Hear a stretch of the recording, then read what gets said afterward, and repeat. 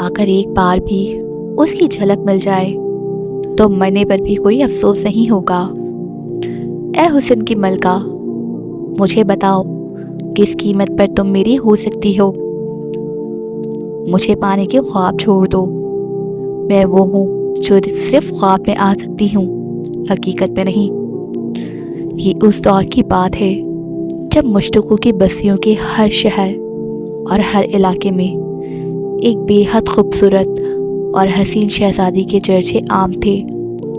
लोग हर बात में उसके हुस्न की मिसाल देते और हर शख्स की यही तमन्ना होती कि मौत से पहले एक मर्तबा उस हसीना का दीदार हो जाए, उसकी एक झलक देखने को मिल जाए। आम लोग ही नहीं बल्कि बादशाह और शहर का बड़े से बड़ा अमीर भी उसके दीदार का ख्वाहिशमंद था। ये मशहूर हसीना ईसा नाम के मुल्क की मलिका थी। मेरा नाम इसाबेल था। वो कहती थी, बताओ मुझसे ज़्यादा खूबसूरत इस दुनिया में और कौन है। बताओ क्या मुझसे ज़्यादा हसीन कोई हो सकता है। क्या मेरी खूबसूरती के सामने कोई टिक सकता है। ये वो ज़माना था जब हज़रत सुलेमान अलैहिस्सलाम की वफ़ात को कई साल गुजर चुके थे और बनी इसराइल की असीम सल्तनत दो हिस्सों में बंट चुकी थी। उत्तर में इसराइल और जुनूब में यहूदिया के नाम से दो रियासतें कायम हो चुकी थी। उस वक्त इसराइल पर अख़ाब नाम का बादशाह हुकूमत कर रहा था, जो इसराइली सल्तनत का 7वां बादशाह था।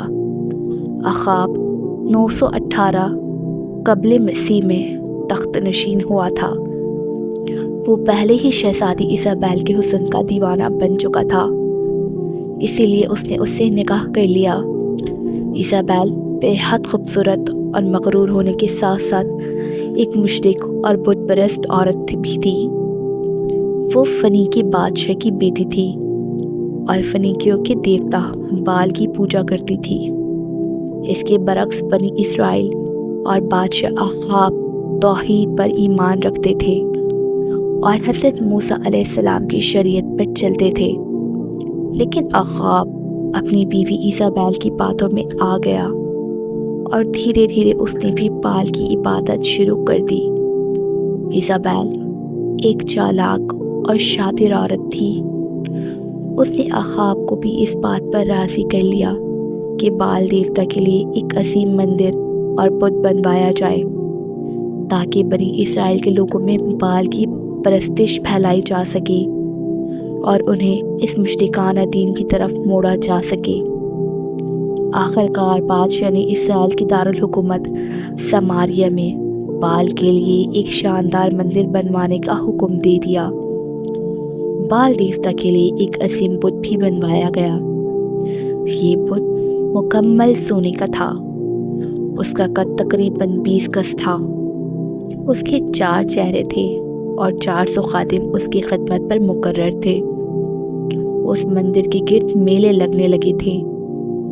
बनी इसराइल के लोग उस बुत के सामने आकर मिन्नतें मांगते, सोना चांदी चढ़ाते और उसकी परस्तिश करते। उसे पूछते।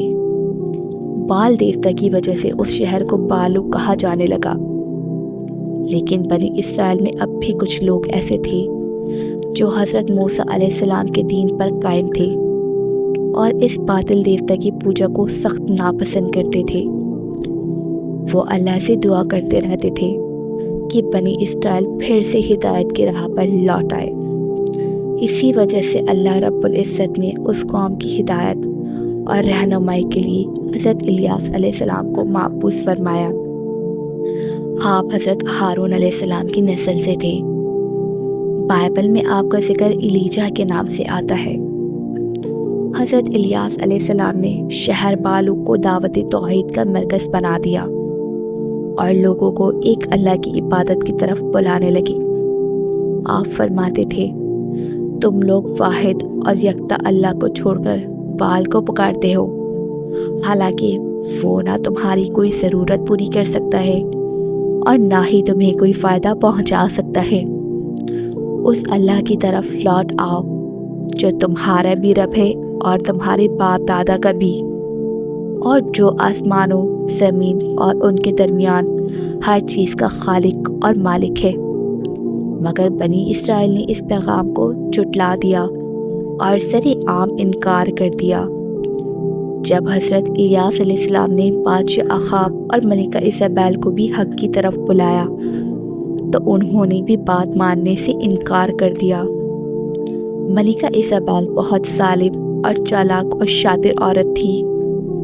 اس نے محسوس کر لیا کہ حضرت الیاس علیہ السلام اس کی بادشاہی اور جھوٹے دین کے لیے ایک بڑا خطرہ بن سکتے ہیں۔ اس لیے اس نے سازش رچی کہ حضرت الیاس علیہ السلام کو شہید کر دیا جائے۔ اللہ کے حکم سے حضرت الیاس علیہ السلام بالوک شہر چھوڑ کر ایک پہاڑ کی غار میں چلے گئے اور وہیں رہنے لگے۔ آپ کے چلے جانے کے بعد اسرائیل میں سخت قحط پڑ گیا۔ لگاتار 3 سال تک بارش نہیں ہوئی، فصلیں تباہ ہو گئیں اور لوگ ایک ایک قطرے پانی کو ترسنے لگے۔ ملک میں لوٹ مار، چوری اور ڈکیتی عام ہو گئی۔ حالات یہاں تک بگڑ گئے کہ لوگوں نے اخاب کے محل پر حملہ کر دیا اور اس کا ایک حصے کو آگ لگا دی۔ آخرکار اخاب نے حکم دیا کہ حضرت الیاس علیہ السلام کو ڈھونڈا جائے۔ سپاہیوں نے آپ کو تلاش کیا اور بادشاہ کی درخواست پر آپ دوبارہ بالوک تشریف لے آئے۔ لیکن بال کے پجاری اور ملکہ ایزابیل کو یہ بات سخت ناگوار گزری کہ الیاس علیہ السلام واپس آ گئے ہیں۔ حضرت الیاس علیہ السلام نے بادشاہ اور بنی اسرائیل کے سامنے ایک تجویز پیش کی۔ آپ نے فرمایا، بال کے بڑے پجاری اپنے معبود کے نام پر ایک جانور قربان کریں اور میں اپنے معبود کے نام پر قربانی کروں گا۔ جس کی قربانی قبول ہوگی وہی سچا خدا ثابت ہوگا۔ پھر پوری قوم اسی سے بارش کی دعا کرے گی۔ اس زمانے میں قربانی کا یہ دستور تھا کہ جانور کو پہاڑ کی چوٹی پر رکھا جاتا تھا اور آسمان سے آگ اتر کر اسے جلا دیتی تھی۔ یہی قبولیت کی نشانی ہوتی تھی۔ اگلی صبح کوہ کرمل کی بلند چوٹی پر ایک طرف حضرت الیاس علیہ السلام تھے اور دوسری طرف بال کے پجاری۔ دونوں نے اپنی اپنی قربانی پیش کی۔ بال کے پجاریوں کی قربانی یوں ہی پڑی رہ گئی، مگر اچانک آسمان سے غیبی آگ نازل ہوئی اور حضرت الیاس علیہ السلام کی قربانی کو جلا ڈالا۔ یہ دیکھ کر بنی اسرائیل میں شور مچ گیا۔ بادشاہ پر لرزہ طاری ہو گیا اور حق بالکل واضح ہو گیا کہ اللہ ہی سچا خالق ہے۔ چنانچہ اخاب نے الیاس علیہ السلام سے معافی مانگی اور بال کے پجاریوں کو سزا دینے کا حکم دے دیا۔ حضرت الیاس علیہ السلام نے اللہ سے بارش کی دعا کی۔ دیکھتے ہی دیکھتے آسمان پر گھنے بادل چھا گئے اور زوردار بارش شروع ہو گئی۔ بنی اسرائیل پھر سے ایمان کی طرف لوٹ آئے اور توبہ کر لی، لیکن ملکہ ایزابیل بت پرستی پر قائم رہی۔ اس نے دل ہی دل میں قسم کھا لی کہ وہ اپنے مرے ہوئے پجاریوں کا بدلہ الیاس علیہ السلام کو قتل کر کے لے گی۔ اپنی چالاکی اور فریب سے اس نے اخاب کو پھر سے بہکا دیا اور بادشاہ دوبارہ بال کی پوجا میں پڑ گیا۔ بارش اور خوشحالی کے بعد بنی اسرائیل بھی پھر گمراہ ہو گئے۔ آخرکار اللہ کا عذاب نازل ہوا۔ وحشی قبائل نے اسرائیل پر حملہ کر دیا، شہر جلا دیے، لوٹ مار مچا دی۔ انہی حملہ آوروں نے اخاب، ملکہ ایزابیل اور اس کے بیٹے کو بھی قتل کر دیا۔ وہ ملکہ جو اپنے حسن، طاقت، بادشاہی پر غرور کرتی تھی، جب مری تو اس کی لاش سڑکوں پر پھینک دی گئی۔ بنی اسرائیل نے اپنی آنکھوں سے دیکھا کہ جنگلی کتے اس کی لاش کو نوچ نوچ کر کھا رہے تھے۔ اس وقت نہ اس کا دیوتا بال کام آیا اور نہ ہی کوئی باطل معبود۔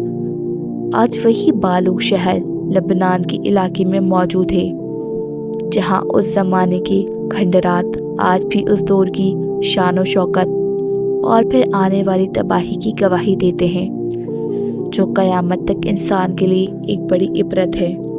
تو دوستوں میں امید کرتی ہوں کہ آپ کو میری ویڈیو پسند آئی ہوگی۔ ملتے ہیں نیکسٹ ویڈیو میں، تب تک کے لیے اللہ حافظ۔ اپنا بہت زیادہ خیال رکھیے گا اور مجھے اپنی دعا میں یاد رکھیے گا۔